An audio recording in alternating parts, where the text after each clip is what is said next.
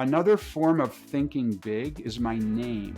So my name is David Scott. Everyone knows me as David Scott, but there are so many David Scotts out there. If I had just used my name, David Scott, no one would have been able to find me. But about 25 years ago, I started to use my middle name, David Meerman Scott. So I'm the only David Meerman Scott in the entire world. That's kind of a going big, but acting small, don't you think? It was planting a stake in the ground that says I'm bigger than my name.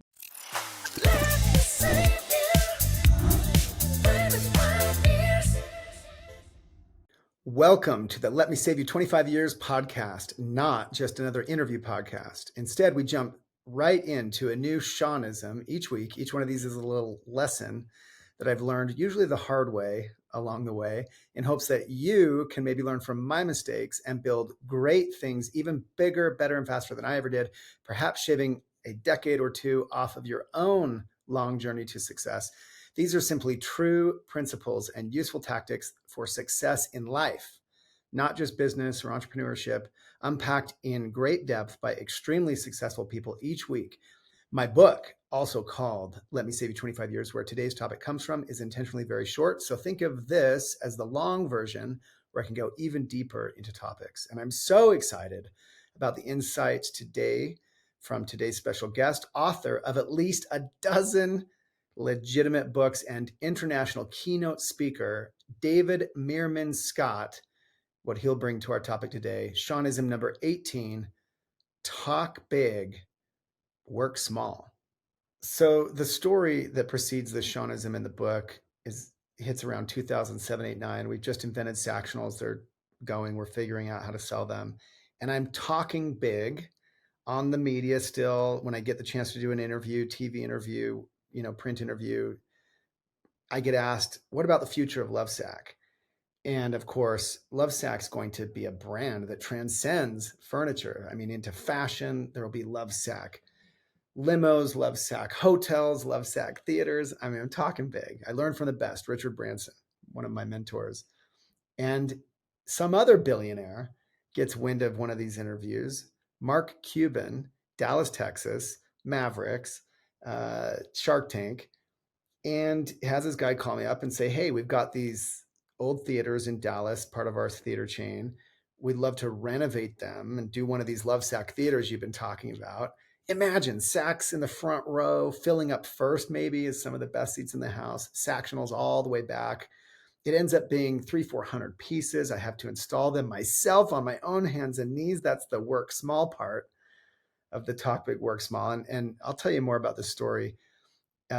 Somewhere in the middle, we'll break away and I'll tell you a few stories that build on this idea of talk big, work small. But I really want to hear from our amazing guest today and unpack this Shawnism in greater detail.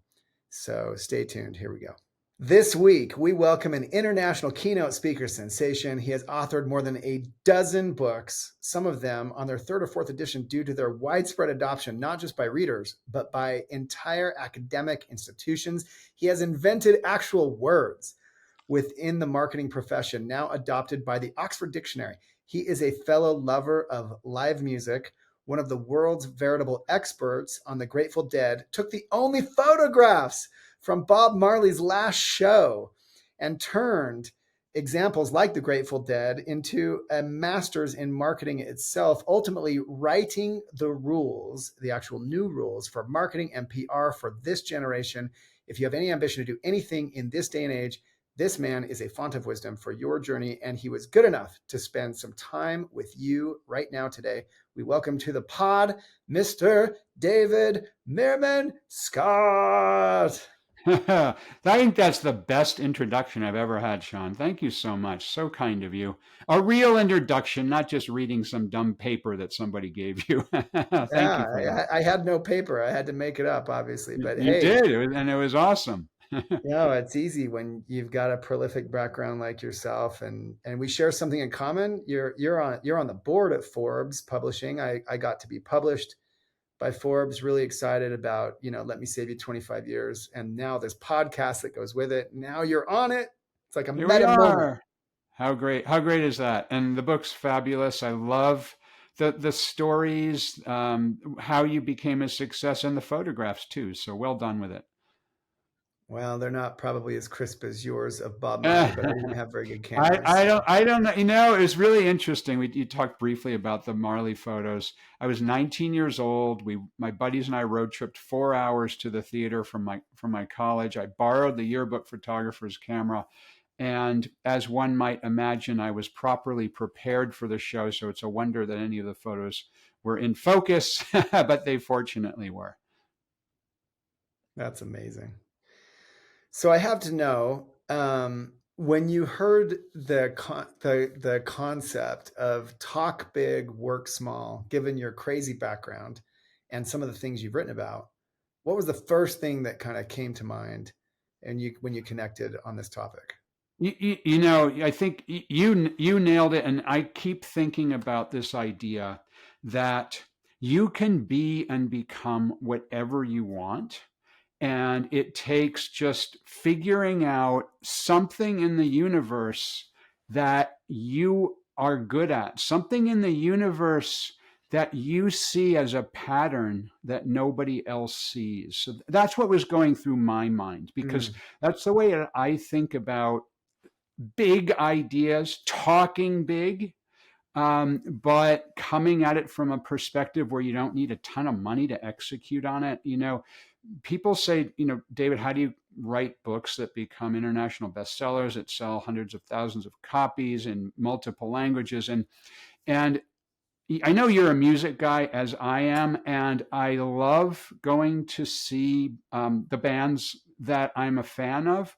And in some cases, I have to go see a cover band, a band that plays Bob Marley's yeah. music, a band that plays the Grateful Dead's music.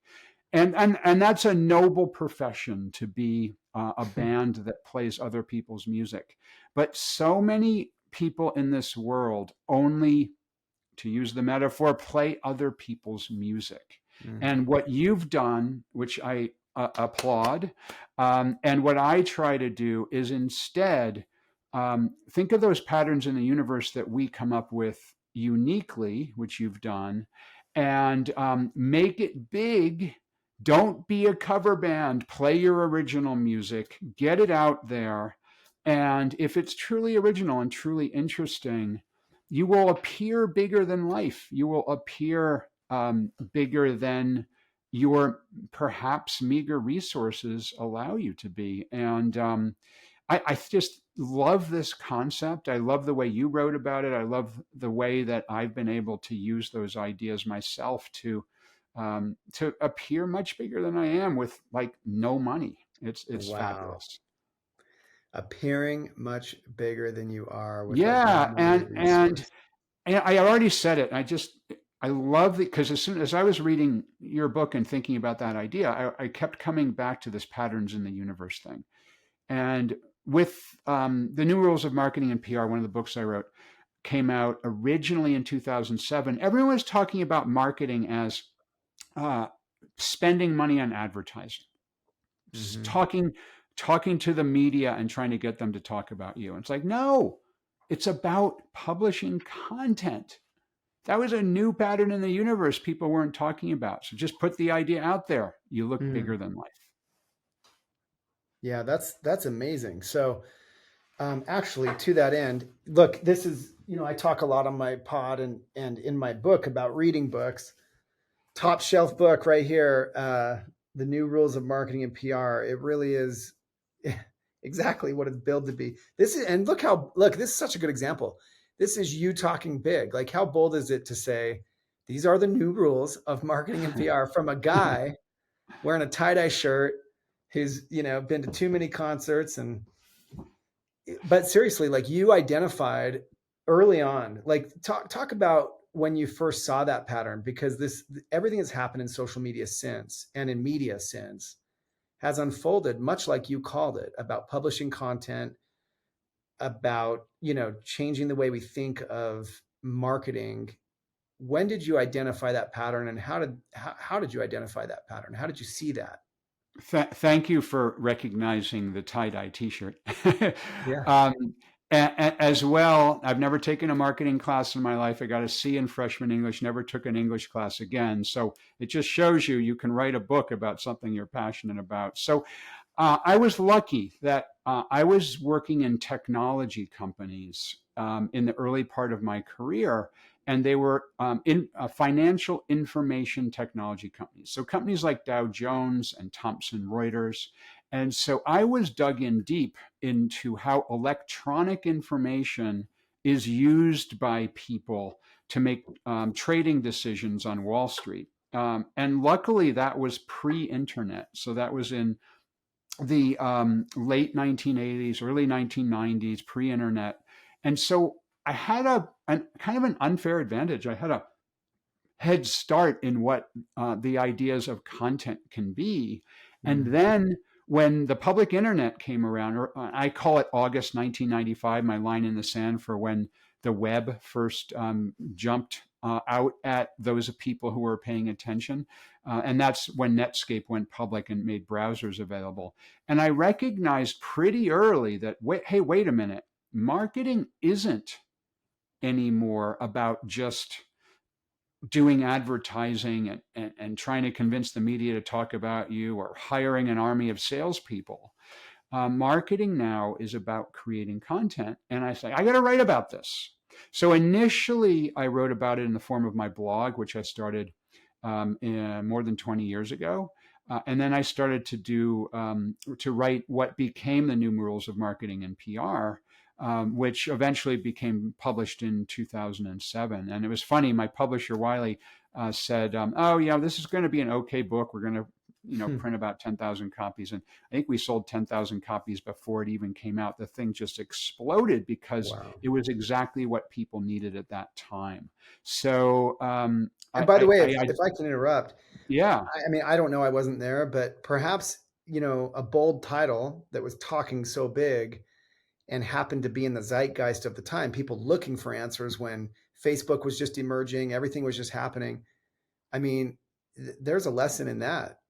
I think you're absolutely right about that, and it was bold.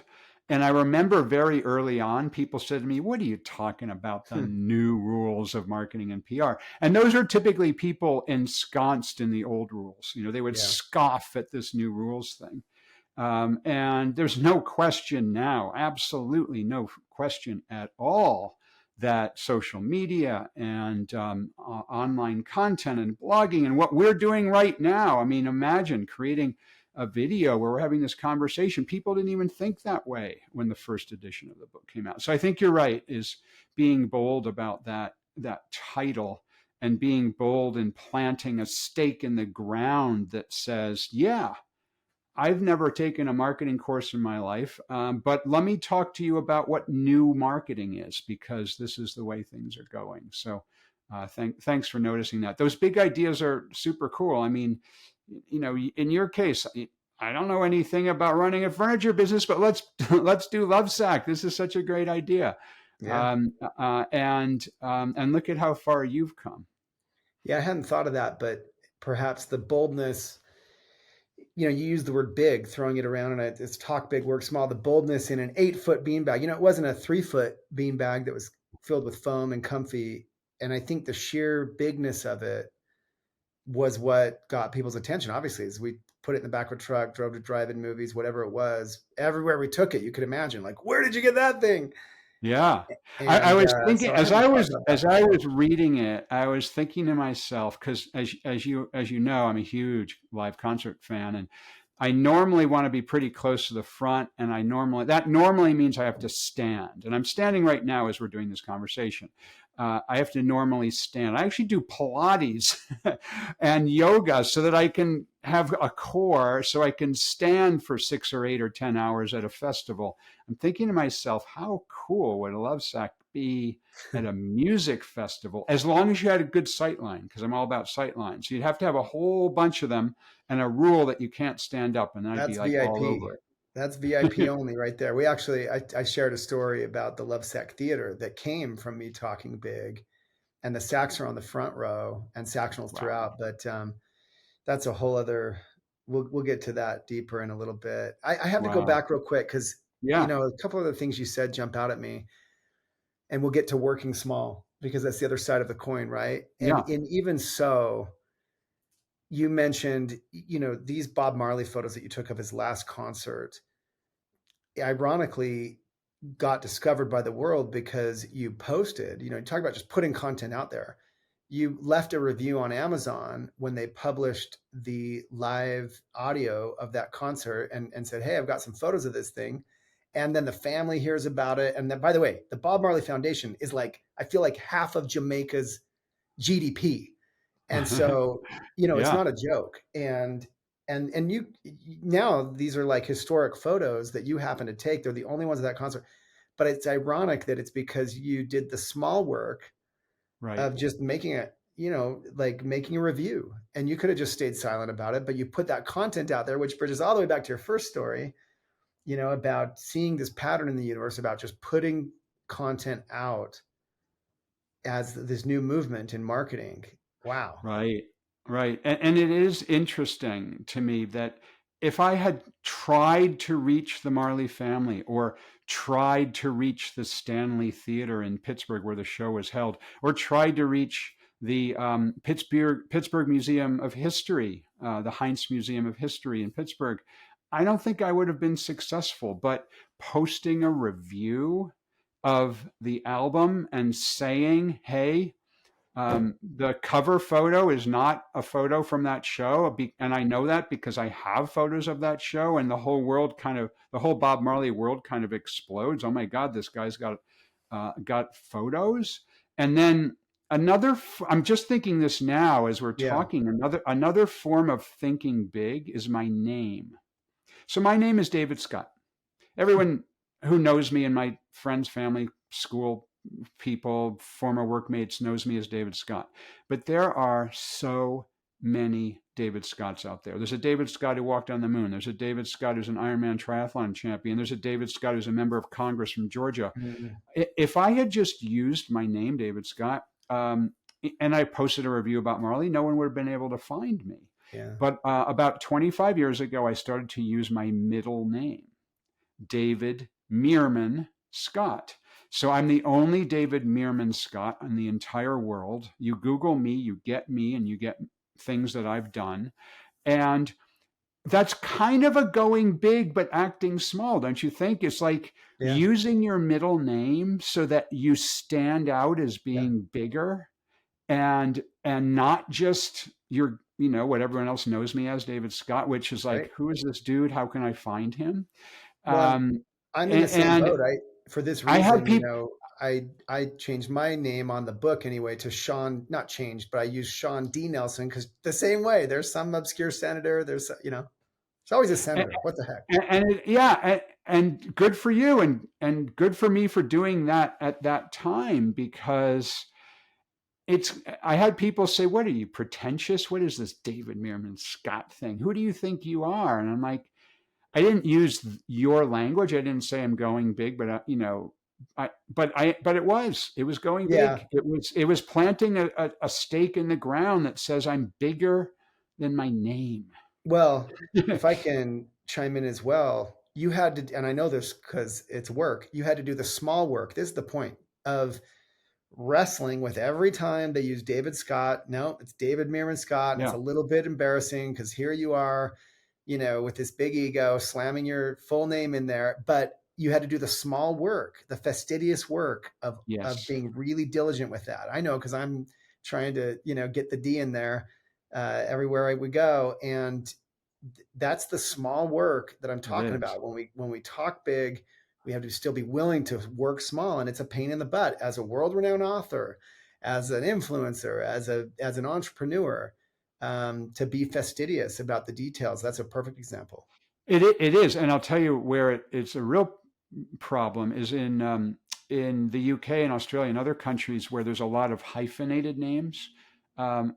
Everyone wants to put a hyphen between Meerman and Scott. Meerman is my middle name. It's my given middle name. My full name, David Meerman Scott. People want to make it David Meerman Scott, like I have a double-barreled last name. And the small work I probably, it's got to be 3 or 4 or 500 times had to correct people. No, there's no hyphen. And when you refer to me, you can please call me David. If you want to call me Mr. Scott, that's fine, but never call me Mr. Scott. And how many times have I said that? Hundreds and hundreds and hundreds of times. Yeah. But it's, it worked, because if you go to Google and you type in my name, there's hundreds of thousands of hits and they all point to me. And had I used David Scott, it would have been a Yeah. jambalaya of many, many, many other people. Look, and while we're on names, it's worth noting, like when I heard your name, or whatever, interacted with it, it didn't come across to me as any way other than your name. That's just how I knew you, David Meerman Scott.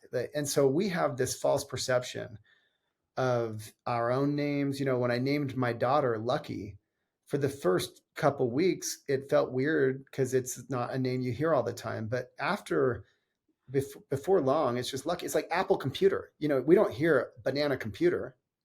Yeah. Like we don't even think of the fruit names. And so, look, I know it's a tangent, but it's worth mentioning. Like, it's a great example of talking big, choosing a title, the new rules of marketing and PR, like that's bold. And then, by the way, the work small. And I know this because I wrote a book mostly with photographs, because I didn't have the strength within me to write. Actually, I started to write my book. It was getting very long, so I wrote a short book. But to put out a 400 plus page nonfiction, and with citations and things like that, I don't have any citations in my book. It's just my story, right? So that is working small. And I think, don't be confused. Like, there are lots of big talkers out there, and in social media especially. The private jet entrepreneurs that are posting photos of their exploits, but behind it, do you have the strength, the fortitude, the grit to work small? So talk to me for a little bit about working small. Can you think of any good examples of that in your life, besides, of course, writing a dozen books? And maybe that, expound on the work small part. Yeah, work small. I always look at it as just keep cranking out those little things. For example, I may have missed a few, but virtually every time someone has mentioned me in social media, I've responded, I've replied. Wow. If somebody, I don't know, left me a comment on LinkedIn on one of my posts, I'll jump in and say, gee, thanks, or I'll leave a comment back, or at a minimum, a like, but I prefer not to do a like. I prefer to actually leave a comment. And so it's working small. It's a small amount of work each time. It's 2 minutes, 3 minutes, or even 30 seconds to go in and leave a comment. Wow. I speak at all of Tony Robbins' Business Mastery events around the world. I've been doing that for more than a decade now. And when I get off the stage, it takes more than an hour to respond to, probably 40 or 50 tweets and 30 or 40 email messages and so on. And each one is just a tiny bit of working small, but my gosh, do they add up? Wow. And those people remember that I responded. And in some cases, it turns into a conversation. In some cases, it's turned into friendships. In some cases, it's turned into business relationships. And that's not why I do it. I do it because it's the right thing. If someone took the time to leave a message for me, I want to respond and take the time to leave a message back. And by the way, without even knowing, without even knowing your experience, my guess is that some of those turn into whole chains of content that put your name out there in front of hundreds or thousands of people that you didn't intend to necessarily, but you took the time to work small. And I mean, that is the new rules of marketing that you wrote about. It is, right? And I can't tell you how many people don't do that. I mean, I'm again, you're a music fan, you'll get this.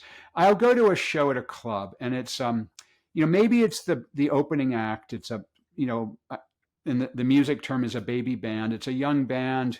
Maybe they've got 1 or 2 albums out. Maybe they have, 10,000 followers on X, formerly Twitter. 20,000 followers on Instagram or whatever. And I'll post a photo and they won't reply. Mm-hmm. I'm like, oh my gosh, are you insane?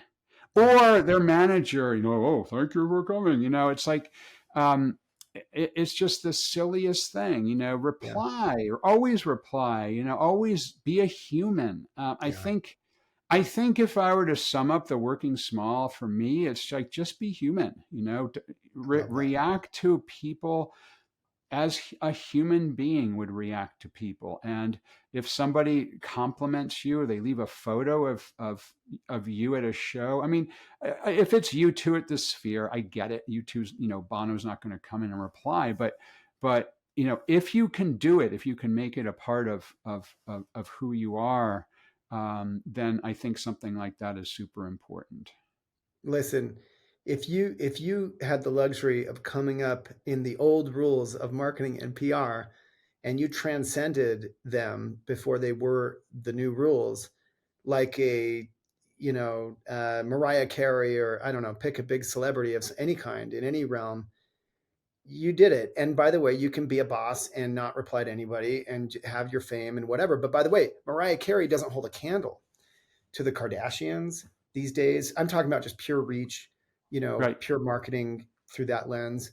And of course, we won't argue about talent or this or that. But my Yeah. point being, in this day and age, I couldn't agree more. And I am now trying my best to do the same. And it's work. I'm running a company, and It's work. I It's work, and you're running a company like yours, and all of the different places that people can be reviewing a product that they purchased or an experience that they had, positive or negative. I mean, it's a lot of work, and but imagine someone spent money and put one of your products in their home or their office or wherever, then they're experiencing it and they love it and they take a picture, maybe with their family on the Lovesac or whatever it might, doesn't matter, whatever it might be, and they take the time to put it out on Instagram, and then you as the CEO says, gee, thanks so much for that. And you don't have to say I'm the CEO, but they go to your social media profile and that's what it says. That is it's a small effort, but my gosh, it goes a long way. And people remember it because it is so unbelievably rare. yeah. And look, I'm trying, and working small. It's not just about the willingness. It's about developing the systems, the habits, the muscle memory. One year I recorded, when vlogging was becoming a thing, I recorded a vlog, a personal vlog, like selfie style vlog, every day of my life, and I Wow. edited it and I uploaded it, and it was so painful. And there were Uh-huh. nights I was up till 1 a.m. because video editing is a pain in the butt, and uploading is a pain in Yeah. the butt, and YouTube and Yeah. hashtagging and all the things that go along Yeah. with it, And and then reposting. sometimes coming up with an idea is hard. And by the way, I didn't pop. I didn't become an influencer. I didn't get a huge following. I, picked up a few thousand followers, whatever.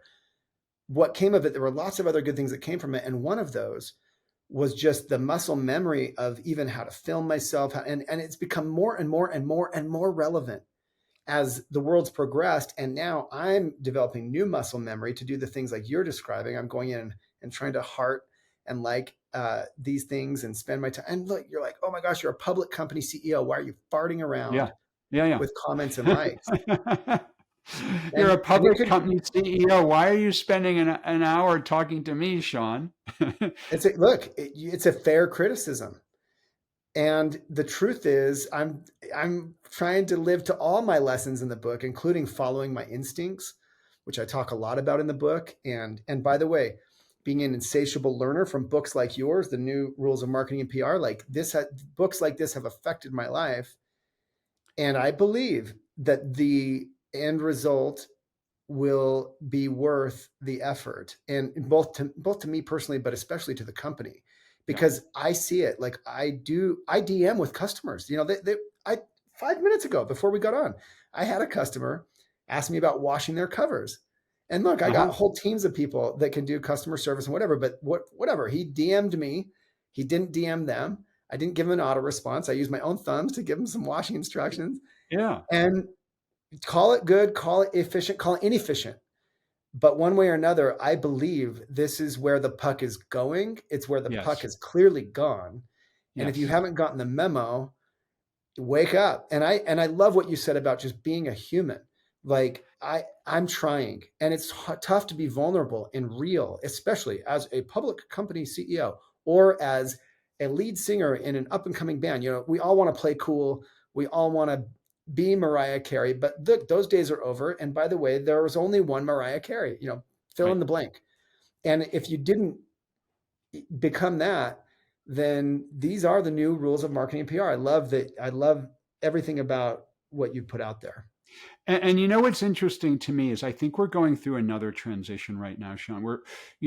I wrote the original version. I was writing it starting in 2005. I finished in 2006. That seems like 100 years in internet life ago. Yeah. And it was Facebook was only for students. Instagram and TikTok, whatnot, didn't exist. And YouTube had just started. Twitter had just started, only had a small number of users. The largest social network was MySpace when I was first writing the book. Mm. So we've come a long way, but we're going through another inflection point right now because of artificial intelligence, because of AI. AI allows for automation of the kinds of things that we're talking about right now.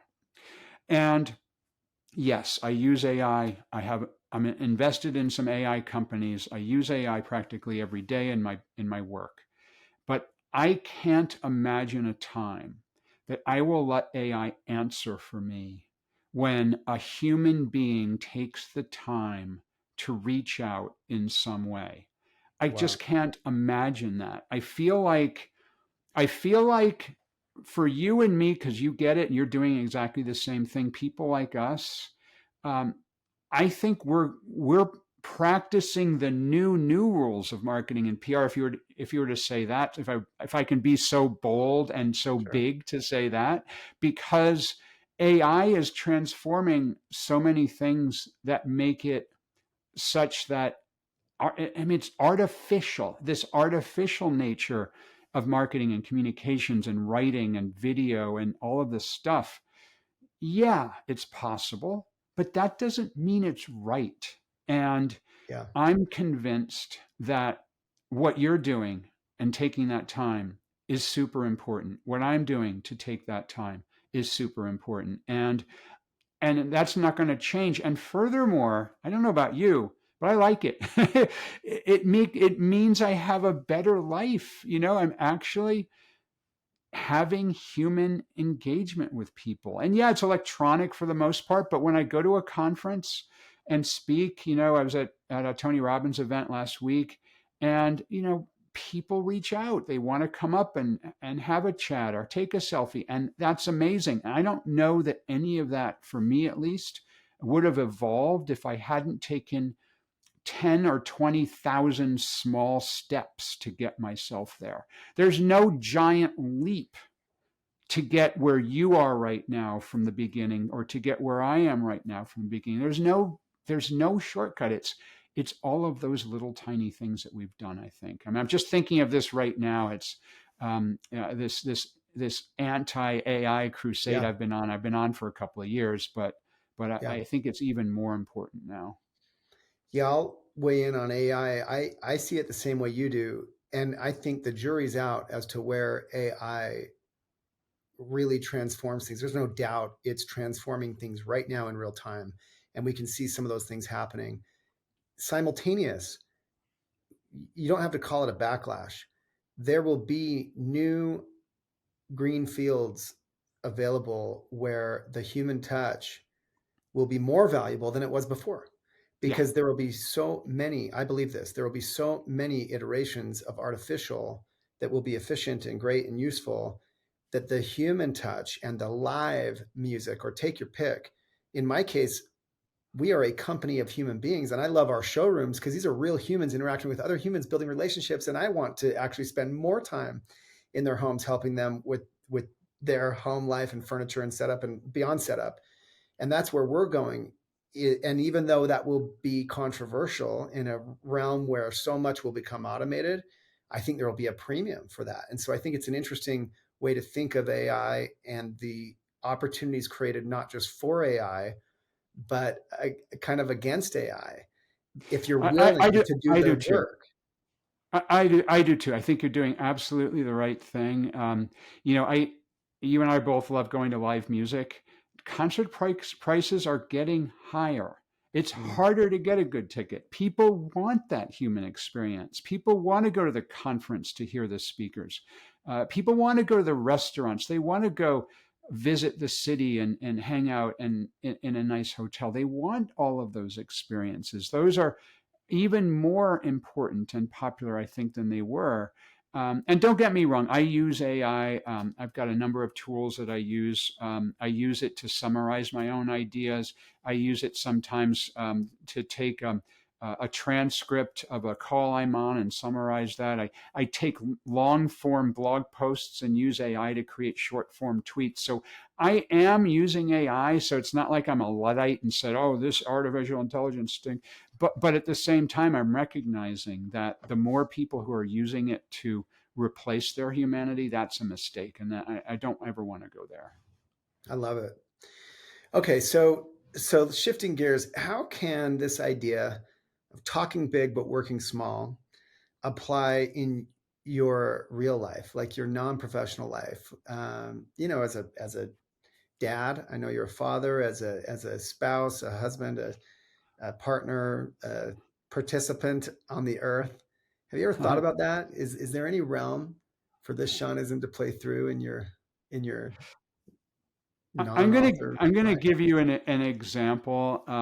I've been thinking about a lot since I read that part of the book, and since I've been thinking about it. I've never taken a sabbatical, and I'm planning for one later on in 2024. I'm going to take a month off, and I'm going to hike the entire Long Trail, which is 273 miles in Vermont from the Canadian border to the Massachusetts border. It essentially goes over all of the tall ski mountains. I'm going to, Stowe and Bromley and Stratton and Killington and Pico and the designers of it's the oldest hiking trail in the United States, and the people who designed it over 100 years ago said, if there's a tall mountain, we're going to go right over the top of it. Nothing easy going on here. And I like to hike. I own a camper van. I love the wilderness. I love to camp. And so I'm talking big a little bit here in the idea of doing this pretty dramatic long distance hike. But in thinking about how to actually do it, it's a lot of small steps. I mean, literally, it's a lot of small steps because I have to hike 273 miles one step after another. But the preparation is a lot of small steps. The idea of, you can't just say, I'm going to go hike it and go hike it. I have to work on my fitness. I have to work on my skills. I have to understand how to survive if there's any kind of adversity. I have to know how to communicate even out of cell phone range. I have to figure out what I'm going to do with my business for that month and with my family for that month. And but it's talking a big game to say that I am going to do an end-to-end hike of the Long Trail nonstop from start to finish. I love that. And Why, by the way, let me ask you this. Why does talking the big game and putting that out there matter then? You're doing the preparation, you're working small to do it. Tell me why it matters to put that out there. Because it's a big goal for me, and it's something I've always wanted to do. A long distance hike. The Appalachian Trail, by the way, the Long Trail and the Appalachian Trail share about 100 miles in southern Vermont. So by default, I'm going to be hiking about 100 miles of the AT. The Appalachian Trail is 2,000 miles. That was too big for me in this point of my life, but I wanted something big. I wanted something bold. I wanted something that if I shared with people, I'm actually sharing myself that this is something big and bold that I want to do.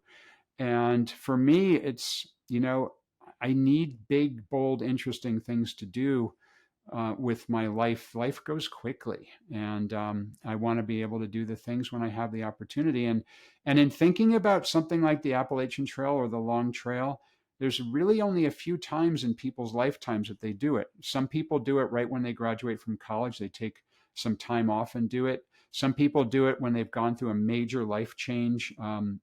They just sold their company, trying to figure out what to do next. They're going through a divorce. And some people do it around the stage of life that I'm doing it, which is I'm still super fit and super healthy, but I'm settled enough in my career and my financial situation to be able to take a month off. So I got to do it now, because I'm not going to be able to hike 15 miles a day for 24 days forever. I love that. And by the way, I think it's admirable on its face to have big goals, to put them out there, to have big dreams. I have found that by sharing them, not, you could call it the secret, you could call it, I don't know, uh, fate, you could call it whatever you want.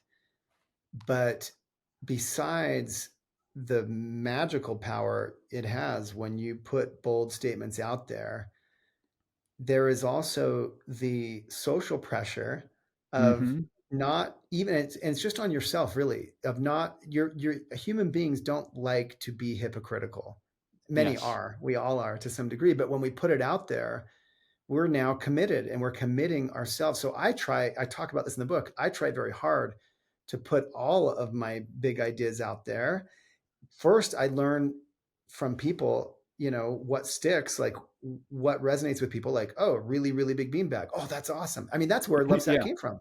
Back to Yeah. pattern observation. I observed the pattern that Yes, you did. people You like, absolutely did. You found a pattern in the universe, and it's so cool. And look at what it's become, and that you had the ability to take the small steps to make it happen. How yeah. cool. Yeah, but I've found that commitment that comes by putting, like, your goal to hike the Appalachian Trail, it's like now you kind of just have to do it. You've told enough people that Yeah. you're committed, and by the way, there is value just in that, and it can't be overstated. And I think that this idea of people shy away from talking big because they don't want to be boastful and they don't want to be braggadocio or whatever. Look, most people don't believe you anyway, and by the way, most people don't even care. Most people aren't even Yeah. listening, Most don't care. Yeah. That's right. and And so most don't care. yeah, And for me, it's by talking about it, it makes it real. yeah. If I had just kept it a secret, I'm not sure I would do it. Mhm. If I had kept a secret that I was writing my first book, I'm not sure I would have done it, but put it out there. My family and friends know about it. Hey, how's that book coming? I Yeah, stopped. I stopped writing it. I failed. I couldn't say that. How's bingo. that book coming along? Yep, fifth chapter. I'm still going. I'm looking at a year from now to be done. And by the way, the way that I was able to get the book done, because as you well know, writing a book, a thick book, is a daunting process, but writing 300 words a day is not. Or Yeah, writing, the way I always think about it, 12 books later, is writing a 500-word blog post every day is not very difficult. Writing working a small. 75,000-word book is brutally hard, but 500-word day blog post is easy. So just write, 125 blog posts and you're there. That's all it is. I love it. Talking big, putting it out there, working small. And by the way, Right.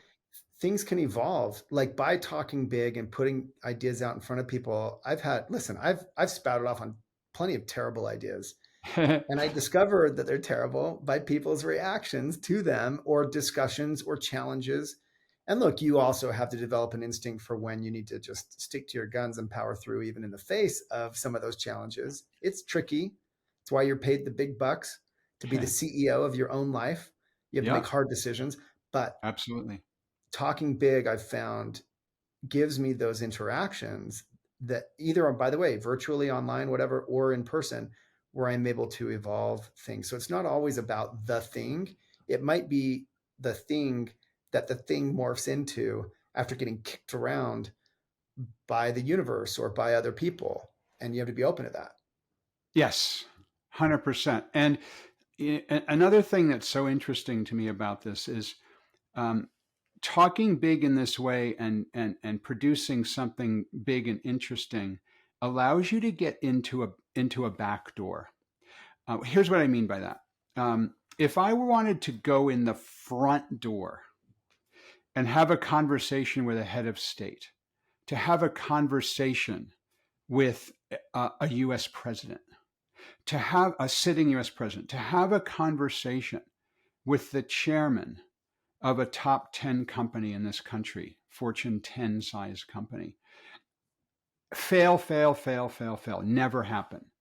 But going in the back door by finding an interesting way to get yourself into a back door is something that I think talking big and working small is able to do. And the three examples I tossed out there is I once had an opportunity to do a presentation to a nonprofit group in the Dominican Republic.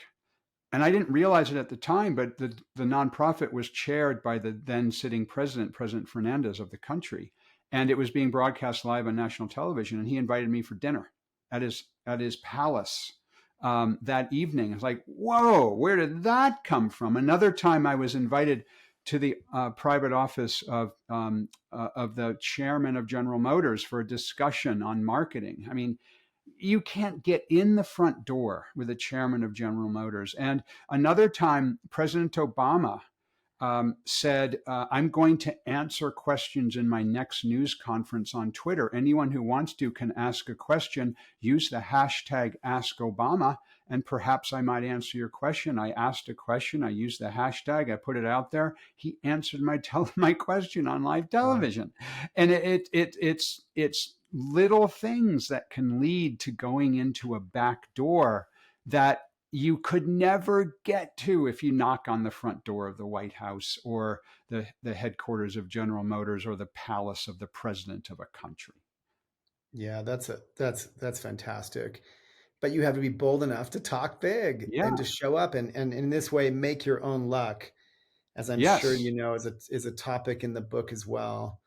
And it all rolls together, all of these Shawnisms, all of these lessons. So to bring it home, if you were to give your 20-year-old self any advice, maybe something that might save him or her a chunk of their 25-year journey, any let me save you 25-year lesson from David Meerman Scott? Yes. Number one, find your passion. And when you find your passion, go for it in a big way. Make sure that in everything you do, you have fun. Work, whatever that might be, needs to be super fun. Otherwise, you're not going to like it. It's not going to happen for you. So important, those things. And just make sure that you're enjoying every moment that you can. Great advice from David Meerman Scott. You can follow David, as I do, at DM Scott on Instagram. On X, he's got like 100,000 plus on X. You can't miss him on YouTube. Just type in his full name, of course, David Meerman Scott. Check out the new rules of marketing and PR while you're at it. If you want to be in this game, I just downloaded Fanocracy on Audible. Oh, thank which you. I'm so excited about. And I recommend listening to all great authors like David in every seam and crack of your life. Please don't forget to subscribe to this podcast or video, wherever you're taking it in. And please, if you don't mind, give it a star rating.